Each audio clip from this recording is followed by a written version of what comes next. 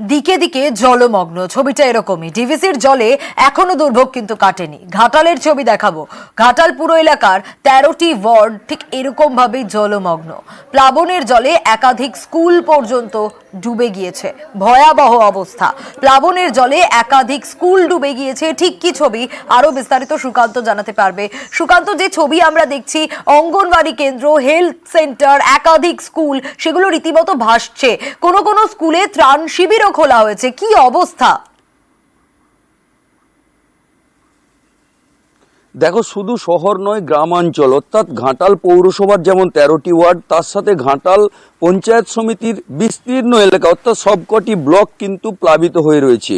এক কথায় যেটা জানা যাচ্ছে যে ঘাটাল ব্লকের যত প্রাথমিক এবং উচ্চ মাধ্যমিক স্কুল রয়েছে সেই স্কুলগুলির বেশিরভাগ অংশই কিন্তু জলে ডুবে রয়েছে, স্কুল বিল্ডিং। আর যে স্কুল বিল্ডিংগুলি কিন্তু জল থেকে উপরে রয়েছে, সেই জায়গাতে কিন্তু শরণার্থীদের রাখা হয়েছে। এক কথায় ঘাটাল মহকুমার ঘাটাল ব্লকের কিন্তু প্রতিটি প্রাইমারি থেকে উচ্চ বিদ্যালয় সব স্কুল কিন্তু পঠন পাঠন বন্ধ রয়েছে।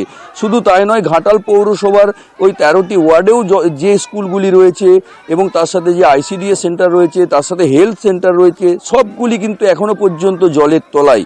এক কথায় কবে স্কুল খুলবে তা নিয়ে কিন্তু দুশ্চিন্তায় আছেন ঘাটালের বানভাসী এলাকার মানুষ। তাদের দাবি যে খুদে পড়ুয়াদের পঠন পাঠনের ব্যাঘাত ঘটছে। কোথাও দেখা যাচ্ছে যে স্কুলে যে আশ্রয় নিয়েছে সেই আশ্রয়স্থলেই খুদে পড়ুয়ারা বই খুলে পড়ছেন।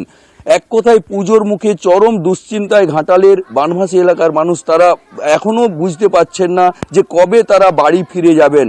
আবার যদি নতুন করে দুর্যোগ হয়, স্বাভাবিকভাবে এটাই তাদের মাথায় ঘুরছে যে কবে পরিস্থিতি স্বাভাবিক হবে, কবে তারা বাড়ি ফিরবেন। বেশ সুকান্ত, কেমন আছো তোমরা?